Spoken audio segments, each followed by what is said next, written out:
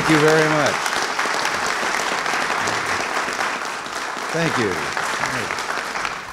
Well, thank you and good morning. And I know that you've been listening to a lot of reports, and I hope mine will be shorter than what you've had to listen to, because I don't imagine they've left me very much to talk about. But I am proud to welcome to the White House so many of our partners in this administration. Special thanks goes to my friend Mel Bradley for organizing this event. Mel was with us in the California governor's office, and he's doing a fine job here in the White House. You serve in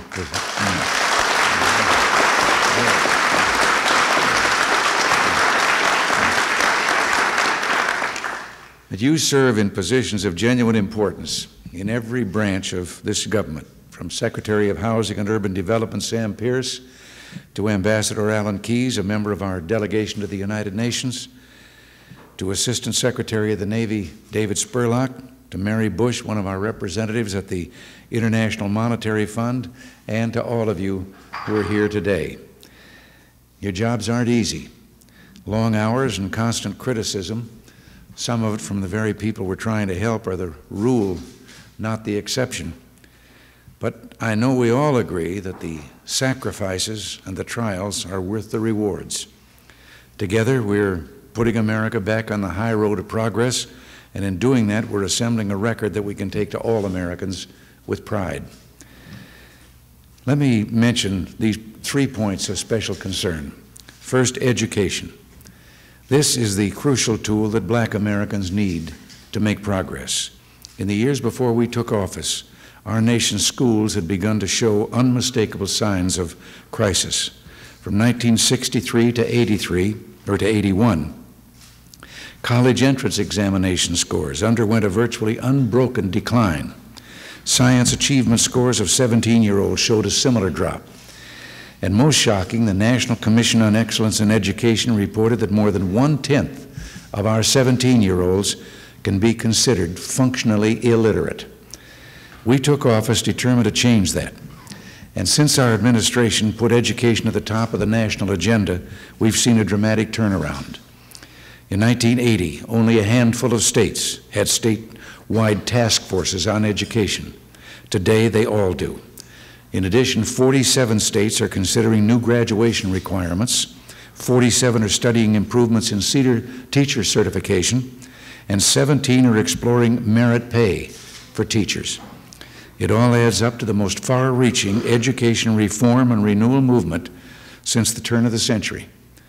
In large part because of our efforts, Black children are beginning to get the educations they need to participate fully in American life. And as we go forward, let me assure you that we will remain committed to the future of our historically Black colleges and universities.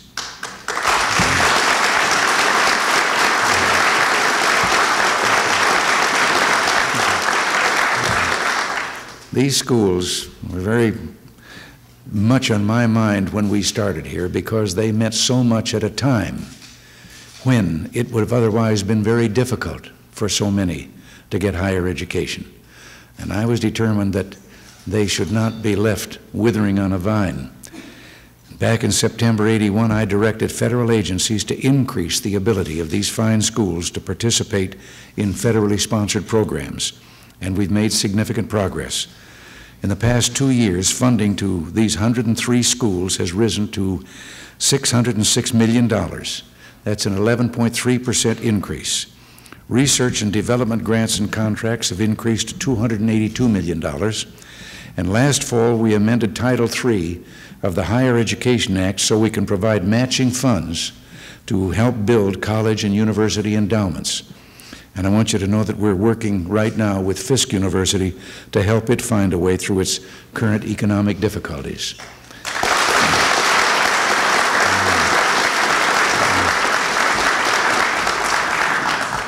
Now, the second concern I want to mention lies at the very heart of the Black experience in America, the struggle for equal rights.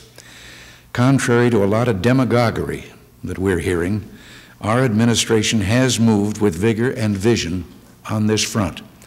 In the enforcement of criminal civil rights statutes, the Justice Department has filed 149 cases, including 24 against perpetrators of racial violence. We are energetically enforcing fair housing provisions and have proposed legislation to strengthen enforcement still further. Under our administration, the Equal Employment Opportunity Commission is collecting record amounts of back pay. And since we took office, the percentage of minorities and women serving as military officers or holding white-collar jobs has risen. I believe these figures demonstrate a commitment to civil rights that is firm and far-reaching. But let me go beyond statistics to speak from my heart. I still believe in a simple principle I learned from my mother and father. Black or white, young or old, every human being is a sacred child of God, a person of infinite dignity and worth. All Americans have the right to be judged on the sole basis of individual merit and to go just as far as their dreams and hard work will take them. And we won't have finished the job until, in this country, whatever is done to or for someone is done neither in spite of nor because of their religion or their color, their difference in ethnic background, or anything else. That we will all be equal.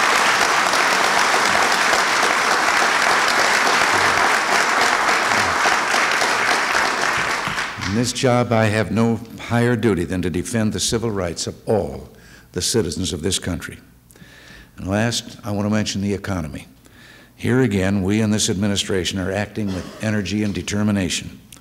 We've helped disadvantaged and dislocated workers by enacting the Job Training Partnership Act.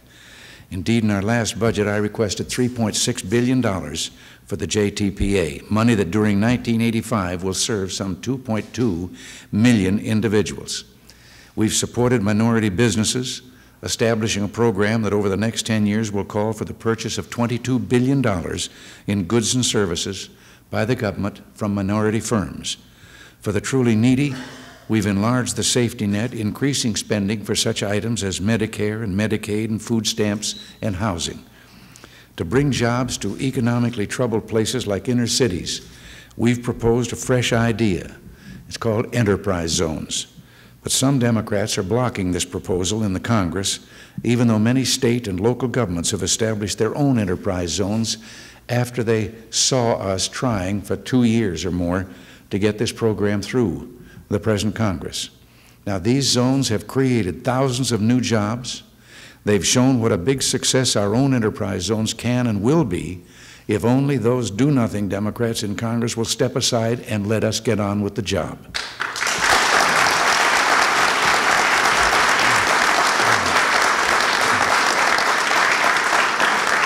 They may have successfully blocked us so far, but we're not going to give up. They'll find we're still around. To reduce teenage unemployment, especially black teenage unemployment, which is the highest segment of unemployment in the country, we've proposed a youth employment opportunity wage for the summer months. When I think back to my own boyhood, I remember how each summer I used to look for a job and get a job, and starting when I was 14 years old. And there wasn't anyone around to tell them that if I was willing to accept the pay that was offered, that I couldn't take the job. Of course, I didn't earn as much as a full-time working man, but it was good money to me, and I was providing genuine service to my employers. I'm convinced that it's only common sense to enact this opportunity wage and help young people get summer jobs, needed discipline, and experience, and they won't be taking jobs away from permanent adult workers, but they will be as unskilled and new in the job market, working at a rate that I think would be commensurate and fair for their position in the workforce. Today, they're unemployed because many of the jobs that would be available do not afford the minimum wage and what it has risen to. After all, why should the federal government stand in the way of a young man or a woman who is finding their first job? I might add that at their recent conference, America's black mayors gave our opportunity wage proposal a firm endorsement. Despite the importance of all these efforts, one change our administration has brought about is doing more to help black Americans than all of the programs put together. and I'm talking about economic expansion. Today, inflation is less than half. As a matter of fact, is down to about a third of what it was when we took office. Retail sales and factory orders are up. Since the expansion began, the unemployment rate has shown the steepest drop in 30 years, and over 6 million Americans have found jobs, and more Americans are working now than ever before in our history, and more jobs are being created at a faster rate here than in any other major industrialized nation. Yes, black employment is still, or unemployment is still too high, but as I pledged last year to the National Council of Negro Women, I intend to see to it that every American, regardless of race, religion, or gender, benefits from this recovery. Today, black unemployment is dropping even more quickly, I'm glad to say, than white unemployment, and our economic program will go on creating jobs if we control government spending and if we keep taxes where they belong, which is down. Together, we've begun to create a genuine opportunity society, a nation where every citizen has the chance to do good, honest work and prosper. Last November, when I signed into law the national holiday commemorating the birth of Dr. Martin Luther King, Jr., I quoted his stirring words about the fate of black and white Americans. Their destiny is tied up with our destiny, and their freedom is inextricably bound to our freedom. We cannot walk alone. Well, no, we cannot walk alone. And that's why you and I are working to improve the destiny of all Americans, to make it possible for our people to walk together and into a glorious future of freedom and prosperity. I'm convinced that if each of us gives this great cause our best efforts, then our dream will come true. And in Dr. King's words, all of God's children will be able to sing with new meaning, "Land where my fathers died, land of the pilgrim's pride, from every mountainside, let freedom ring."